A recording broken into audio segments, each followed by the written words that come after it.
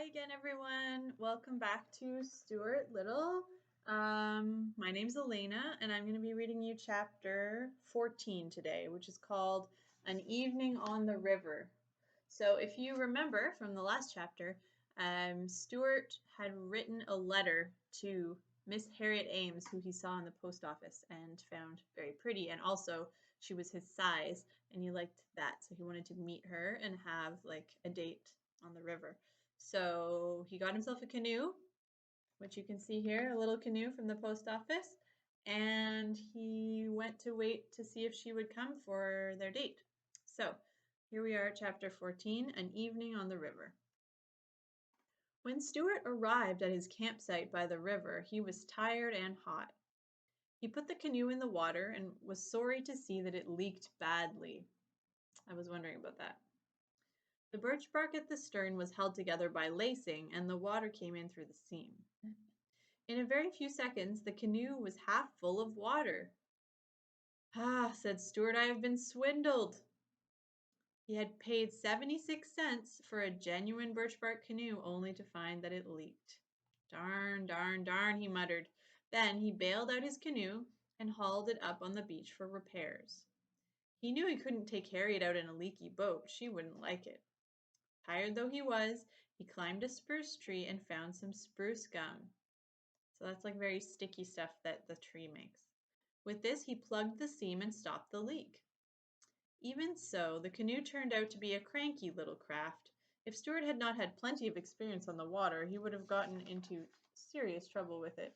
It was a tippy boat, even for a souvenir. Stuart carried stones from the beach down to the water's edge and ballasted the canoe, which I can see in the picture means he put some inside, I guess, to balance it out. Ballasted is a word. It's a word to do with boats. He carried stones from the beach and ballasted the canoe with the stones until it floated evenly and steadily. He made a backrest so that Harriet would be able to lean back and trail her fingers in the water if she wished. He also made a pillow by tying one of his clean handkerchiefs around some moss. Then he went for a paddle to practice his stroke, like his paddling in the boat. He was angry that he didn't have anything better than a paper spoon for a paddle, but he decided there was nothing he could do about it. He wondered whether Harriet would notice that his paddle was really just an ice cream spoon. All that afternoon, Stuart worked on the canoe, adjusting ballast, filling seams, and getting everything shipshape for the morrow, for the next day. So it's the next day that he invited her. He could think of nothing else but his date with Harriet. At supper time, he took his axe, felled a dandelion, opened a can of deviled ham, and had a light supper of ham and dandelion milk. There he is. Cut down a dandelion to drink the milk, and there he is having his supper. After supper, he propped himself up against a fern, bit off some spruce gum for a chew, and lay there on the bank dreaming and chewing gum. So that was the original chewing gum, was the gum from spruce trees. But then later on, they started making it in factories, and that's the gum that we have today. In his imagination, he went over every detail of tomorrow's trip with Harriet. With his eyes shut, he seemed to see the whole occasion plainly. How she would look when she came down the path to the water. How calm and peaceful the river was going to be in the twilight. How graceful the canoe would seem drawn up on the shore. In imagination, he lived every minute of their evening together. They would paddle to a large white water lily pad upstream, and he would invite Harriet to step out onto the lily pad and sit for a while. Stuart planned to wear his swimming trunks under his clothes so that he could dive off the lily pad into the cool stream. Here's his imagination of how the date's going to go. He would swim the crawl stroke, so like the front crawl, up and down all around the lily pad while Harriet watched, admiring his ability as a swimmer. Suddenly, Stuart opened his eyes and sat up. He thought about the letter he had sent, and he wondered whether it had ever been delivered. It was an unusually small letter, of course, and might have gone unnoticed in the letter box. This idea filled him with fears and worries, but soon he let his thoughts return to the river, and as he lay there, a whippoorwill, which is a kind of bird, began to sing on the opposite shore. Darkness spread over the land, and Stuart dropped off to sleep. The next day dawned cloudy. Stuart had to go up to the village to have the oil changed in his car, so he hid the canoe under some leaves, tied it firmly to a stone, and went off on his errand, still thinking about Harriet and wishing it were a nicer day. The sky looked rainy. Stuart returned from the village with a headache, but he hoped that it would be better before 5 o'clock. He felt rather nervous, as he had never taken a girl canoeing before. He spent the afternoon lying around camp, trying on different shirts to see which looked best on him, and combing his whiskers. He would no sooner get a clean shirt on than he would discover that it was wet under the arms from nervous perspiration. Perspiration means sweating. And he would have to change it for a dry one. He put on a clean shirt at 2 o'clock, another one at 3 o'clock, and another one at 4:15. This took up most of the afternoon. As 5 o'clock drew near, Stuart grew more and more nervous.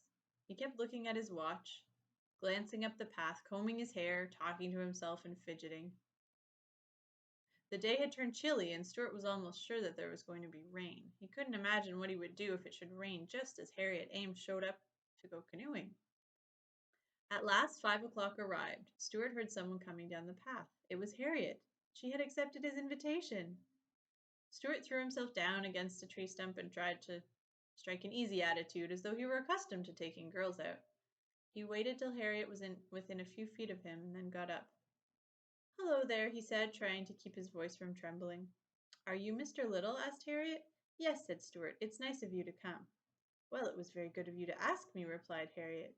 She was wearing a white sweater, a tweed skirt, short white wool socks, and sneakers. Her hair was tied with a bright-colored handkerchief, and Stuart noticed that she carried a box of peppermints in her hand. There she is, coming down the path. "Not at all. Glad to do it," said Stuart. "I only wish we had better weather. Looks rather sticky, don't you think?" Stuart was trying to make his voice sound as though he had an English accent. Harriet looked at the sky and nodded. "Oh, well," she said, "if it rains, it rains." "Sure," repeated Stuart. "If it rains, it rains. My canoe is a short distance up the shore. May I help you over the rough places in the path?" Stuart was a courteous mouse by nature, but Harriet said she didn't need any help. She was an active girl and not at all inclined to stumble or fall. Stuart led the way to where he had hidden the canoe, and Harriet followed, but when they reached the spot, Stuart was horrified to discover that the canoe was not there. It had disappeared. Stuart's heart sank. He felt like crying. "The canoe is gone," he groaned. Then he began racing wildly up and down the bank, searching everywhere for the canoe. Harriet joined in the search, and after a while they found the canoe, but it was a mess. Someone had been playing with it. A long piece of heavy string was tied to one end. The ballast rocks were gone, the pillow was gone, the backrest was gone. The spruce gum had come out of the seam, mud was all over everything, and one of the paddles had been bent and twisted. It was just a mess. It looked just the way a birch bark canoe looks after some big boys are finished playing with it. Stuart was heartbroken. He did not know what to do. He sat down on a twig and buried his head in his hands. "Oh, gee," he kept saying. "Oh, gee whiz." So here they are looking, and then here they found it. It's in really bad shape. And here's Stuart sitting on the twig, feeling sad. "What's the trouble?" asked Harriet. "Miss Ames," said Stuart in a trembling voice, "I assure you I had everything beautifully arranged, everything, and now look." Harriet was for fixing the canoe up and going out on the river anyway, but Stuart couldn't stand the idea. "It's no use," he said bitterly. "It wouldn't be the same." "The same as what?" asked Harriet. "The same as the way it was going to be when I was thinking about it yesterday." "Look at that string. It's tied on so tight I could never get it off." "Well," suggested Harriet, "couldn't we just let it hang over in the water and trail along after us?" Stuart looked at her in despair. "Did you ever see someone paddling along some quiet, unspoiled river with a great big piece of rope dragging astern?" he asked. "We could pretend we were fishing," said Harriet, who didn't realize that some people are fussy about boats. "I don't want to pretend I'm fishing," cried Stuart desperately. "Besides, look at that mud. Look at it." He was screaming now. Harriet sat down on the twig beside Stuart. She offered him a peppermint, but he shook his head. Well, she said, it's starting to rain, and I guess I'd better be running along if you were not going to take me paddling in your canoe. I don't see why you have to sit here and sulk. Would you like to come up to my house? After dinner you could take me to the dance at the country club. It might cheer you up. No, thank you, replied Stuart. I don't know how to dance. Besides, I plan to make an early start in the morning. I'll probably be on the road at daybreak. Are you going to sleep out in all this rain? Asked Harriet. Certainly, said Stuart. I'll crawl in under the canoe. Harriet shrugged her shoulders. Well, she said, goodbye, Mr. Little.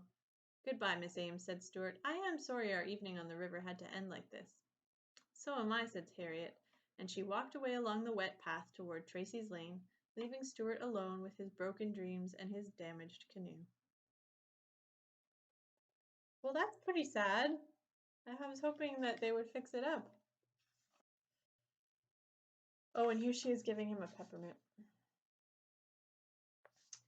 Okay, well, that's the end of chapter 14, but hopefully 15 will have some more positive news. So you can join me next time for the last chapter. I believe it's the last chapter. It's called Heading North. Bye for now.